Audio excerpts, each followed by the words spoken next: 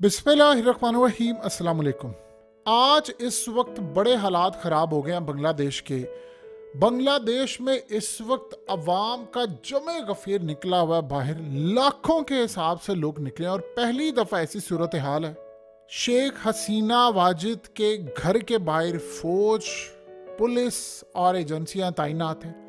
Parliament को उन्होंने पूरी तरह प्रोटेक्शन दी हुई है। उन्होंने अपने जो मेंबर्स ऑफ पार्लियामेंट हैं उन सबको प्रोटेक्शन दी है। अवाम का जमे गफीर निकला हुआ है बाहर और हैरान कुन तौर पर अब हैरान होंगे, वजह पाकिस्तान है। अब आप सोचेंगे कि पाकिस्तान का क्या लेना देना है कि बांग्लादेश में लोग निकले हैं। और सबसे बड़ा ख़तरा ये पैदा हुआ है भारत के लिए, और चाइना के साथ मामला भी बड़े इनके ख़राब हो गए हैं। अब वो ये देख रहे हैं कि अगर ये मामला यहाँ ना रुका और अगर हसीना वाजिद ने यहाँ पर सरेंडर ना किया तो फिर ये ना हो कि झुरलू फिर जाए और कोई, यानी एक तो होता है अमेरिका का रिजीम चेंज होना, फलाना होना, यहाँ पर ये कुछ ना हो जाए। अब ये कहानी क्या है ये ज़रा समझ ले आप। बांग्लादेश ने अमेरिका को कहा, सोचे ज़रा, अमेरिका ने बांग्लादेश को पहले ये बात की, उनका जवाब क्या था। अमेरिका ने कहा कि जो एहतजाज हो रहा है, स्टूडेंट्स निकले हुए हैं, आवाम निकली हुई है बाहर, तो हम इस बात को कह रहे हैं कि किसी तरह के आप लोगों पर हमले ना करें, उनको मारे ना, उनके मामलात ख़राब ना करें, किसी सूरत बर्दाश्त ना किया जाएगा। आगे से हसीना वाजिद ने जवाब दिया है कि अमेरिका पहले आईने में अपनी शक्ल देखे जो बड़ी गंदी है। उसने कहा दूसरे मुल्कों में जाकर जो जमहूरियत का जनाजा उसने निकाला है, हमें लेक्चर देने से पहले अपने मुल्क पर ध्यान दे कि तुम अपने मुल्क में कर क्या रहे हो। जाहिर सी बात है, ये जो हालिया ट्रम्प वाला मामला हुआ, उनका इशारा उस जानिब था कि अपने लीडरों को तुम मारते फिर रहे हो और दुनिया के अंदर जाकर इस्लामिक कंट्रीज़ के अंदर, चाहे अफगानिस्तान हो, फलाना, वहाँ जाकर जमहूरियत लाने के चक्कर में कभी हुकूमतें गिराते हो, कभी फलाना करते हो, किसी मुल्क में रजीम चेंज कर रहे हो और किसी मुल्क के अंदर कोई तुम्हारे सामने खड़ा हो जाता है, कोई रूस का दौरा कर ले, उसको तुम जेलों में फेंक देते हो, हुकूमतें गिराते हो और हमें आकर लेक्चर दे रहे हो कि जमहूरियत की बात करते हो। तुम्हारे मुँह से जमहूरियत सूट नहीं करती। वो मुल्क जो रजीम चेंज करता फिरता है दुनिया के अंदर हमें बताएगा। अब ये आप ज़रा अंदाज़ा करें तलखियाँ क्यों है। मामला क्या हुआ है, हुआ ये है कि ये जो सारे स्टूडेंट्स असल में निकले हैं, ये लड़ाई हुई थी स्टूडेंट्स की, लड़ाई हुई है पाकिस्तान की वजह से। असल में इनके यहाँ इकॉनमी हो गई है काफ़ी ख़राब, पिछले काफ़ी अरसे से ख़राब हुई है इकॉनमी। हसीना वाजिद का चाइना का भी दौरा हुआ, हसीना वाजिद IMF के पास भी जा रही है। उनके मुल्क में स्नैरियो कुछ ये बना है कि पिछले काफ़ी अरसे से स्टूडेंट जो थे वो एहतजाज कर रहे थे और वो ये कह रहे थे कि आप फौरी तौर पर एक कोटा बदले।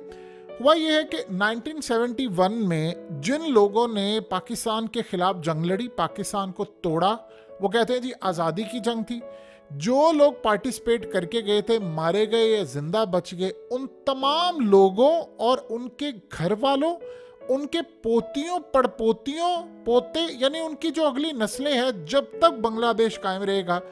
एक शेख मुजीबुर रहमान और इन तमाम सब ने एक चीज़ कायम ये कर दी थी, जब तक बांग्लादेश कायम रहेगा 50% जॉब्स का कोटा उन लोगों को मिलेगा जिन्होंने पाकिस्तान के खिलाफ जंग लड़ी थी, हमें आज़ाद करवाया था पाकिस्तान के खिलाफ, पाकिस्तान की जो मामलात हैं उनके खिलाफ पूरी तरह सड़कों पर आए थे, अपनी जानें दी थी, और जिन्होंने हमें बांग्लादेश बनाने में किरदार अदा किया था, उन लोगों के घर वालों को जब तक बांग्लादेश है, नस्ल दर नस्ल, नस्ल दर नस्ल, नस्ल दर नस्ल उनको जॉब्स मिलती रहेंगी।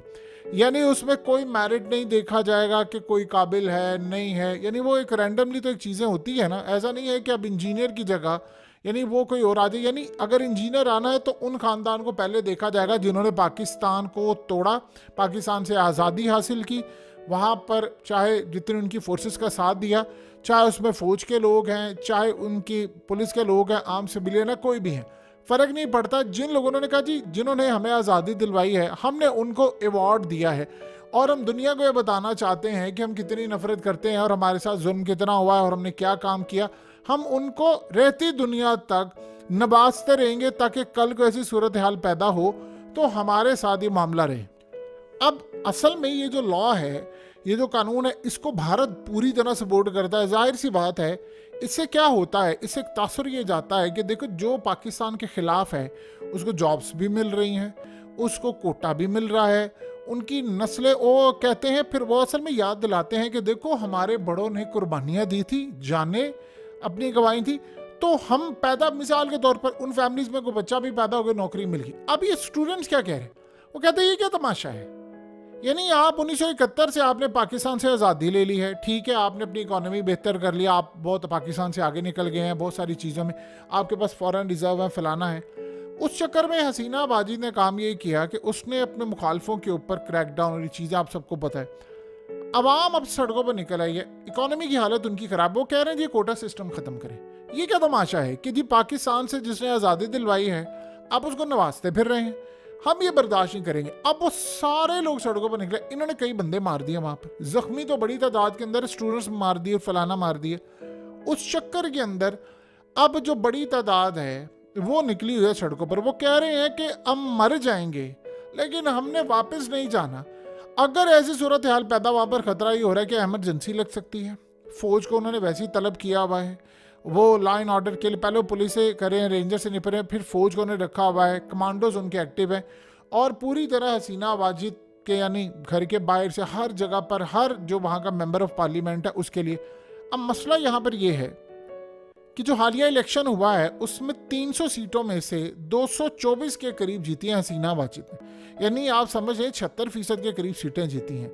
और पिछले इलेक्शन में 2018 में जीती थी इन्होंने अपने इत्तेहादियों समेत 288 300 में से, तो लैंडस्लाइड विक्ट्री है, यानी आपको कोई ज़रूरत ही नहीं है कि दूसरा कोई मामला हो। तो अब अवाम वोट भी देती है, लेकिन मसला यहाँ पर यह है कि पिछले काफ़ी अरसे से इनकी इकॉनमी हो गई है बड़ी डाउन। ये स्टूडेंट्स कहते हैं कि अब इकॉनमी डाउन हो रही है। ये असल में हसीना वाजिद गई थी चाइना ने इनको बड़ा टैरिफ ज़ीरो कर दिया था, पाकिस्तान को नहीं किया, इनको कर दिया था कि आप हमारी मार्केट के अंदर आकर माल बेचें। अब उसके बाद हुआ ये है कि शेख हसीना वाजिद को जाहिर सी बात है इंडिया बुरी तरह बैक करता है, तो वो उसने कई ऐसे फैसले किए हैं, यानी वो डेवलपमेंट में भी काम कर रहे थे, आगे निकले काफ़ी हद तक, लेकिन कुछ दबा लिया, फलाना कर लिया, अपोजिशन को दबा लिया। अब वो कोई भी फैसला गलत भी होता है ऑल इन ऑल है। जैसे मिसाल के तौर पर उनकी क्रिकेट टीम है, अब उनकी क्रिकेट टीम जो है वो बुरी तरह सवाल का शिकार है। वहाँ पर उन्होंने अवामी लीग के बंदे बिठा दिया, ताकि वो बड़ी अच्छी टीम हुआ करती थी बांग्लादेश के दौर में कि वो हर एक को हराना शुरू हो गई थी। अब उनकी क्रिकेट टीम का ये हाल हो गया है कि वो कोई मैच जीतने को तैयार नहीं है, छोटी छोटी टीमें उनको हराना शुरू हो गई हैं। सो इस सूरत हाल में उनके इदारे अब तबाह हो रहे हैं। अब वो कर क्या रहे हैं, बेशक उनकी इकॉनमी पाकिस्तान से बहुत बेहतर है, लेकिन ये चाइना के बाद शेख हसीना वाजिद गई और $5 अरब का पैकेज उनसे मांगा। चाइना ने असल में इनको नहीं दिया $5 अरब का पैकेज, IMF के पास ये जा रहे, वो इसलिए नहीं दिया।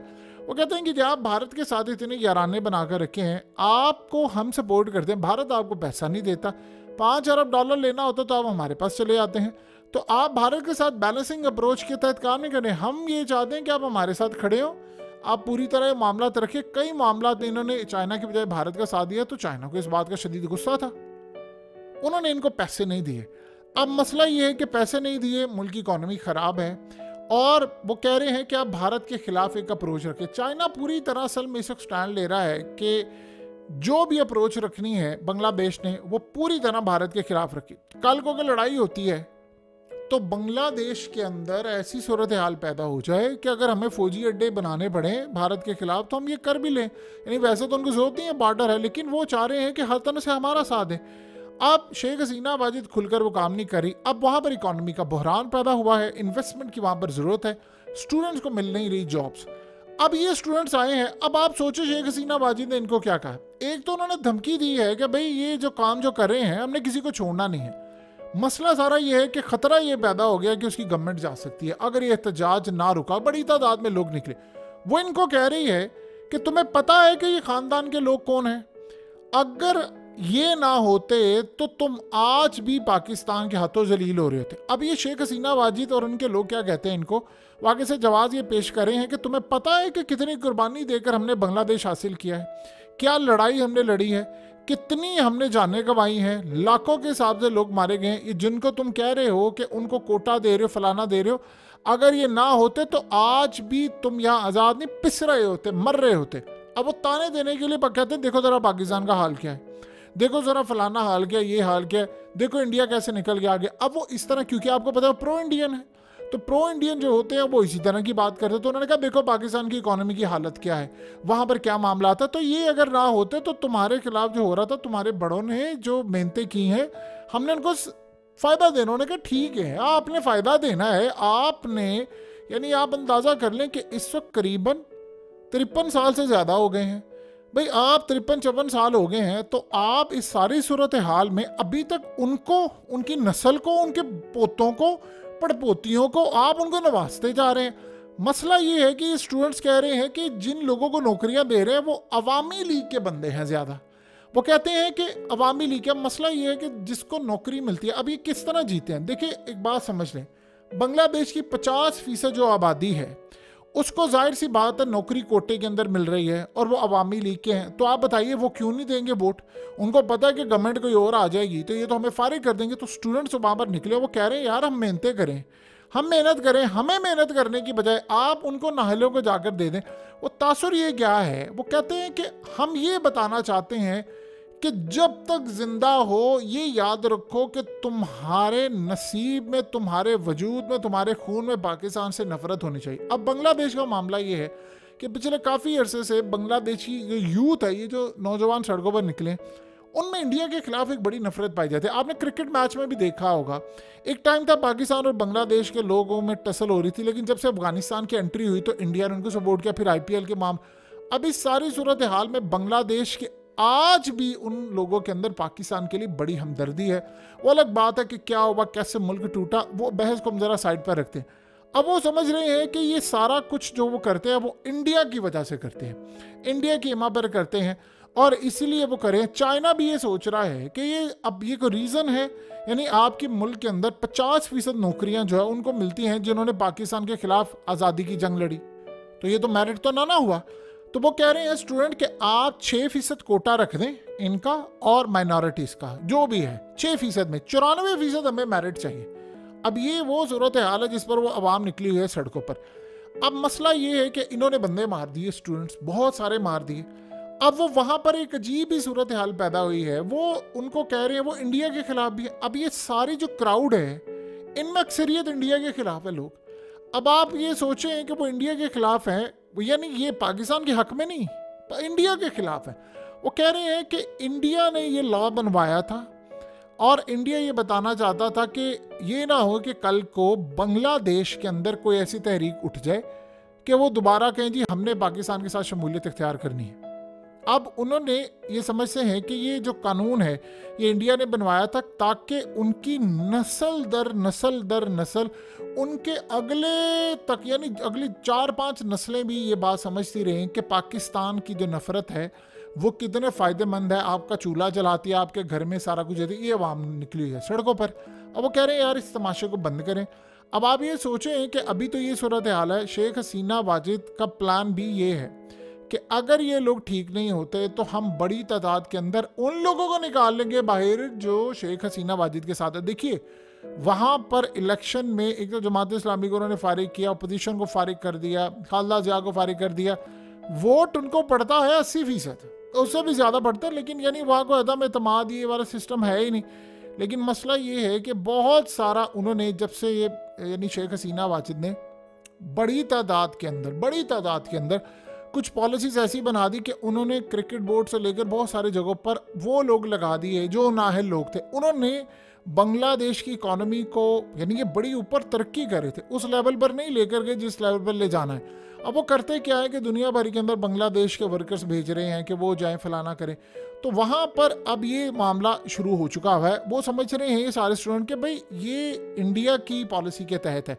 अब वो ये समझते हैं कि हमें इंडिया के तसल्लुत से आज़ाद होना है बहुत सारी चीज़ों से। मिसाल के तौर पर क्रिकेट के मामले पर वो समझते हैं कि इंडिया का होल्ड है बहुत ज़्यादा, तो बांग्लादेश से काम क्यों नहीं करता, अलग हो, बहुत सारी चीज़ें। आपको याद होगा पाकिस्तान में मैचेस तो बांग्लादेश आ जाता है बड़ी आसानी के साथ, इंडिया नहीं आता। तो वही समझ रहे हैं कि इंडिया की पॉलिसी ये है, इंडिया की पावर ये है कि वो ICC को भी मैनेज करते हैं, सारा कुछ मैनेज करते हैं, हसीना वाजिद को भी मैनेज करते हैं।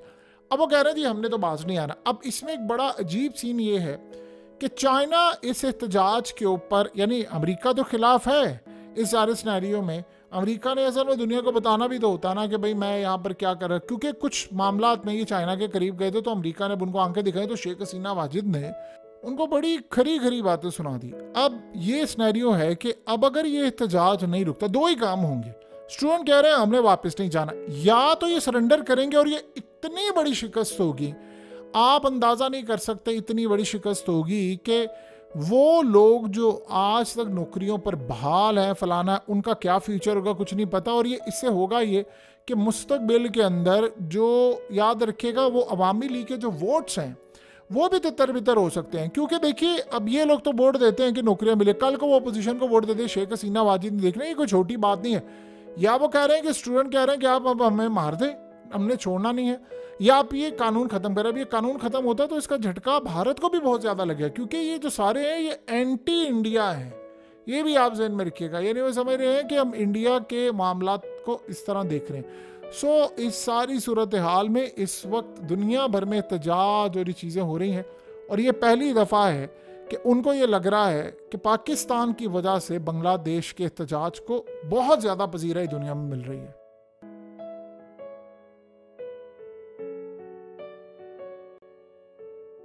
हकीकत टीवी को सब्सक्राइब करना मत भूलें, वीडियो को लाइक करें, शेयर करें और कमेंट सेक्शन में अपनी राय का इजहार ज़रूर करें।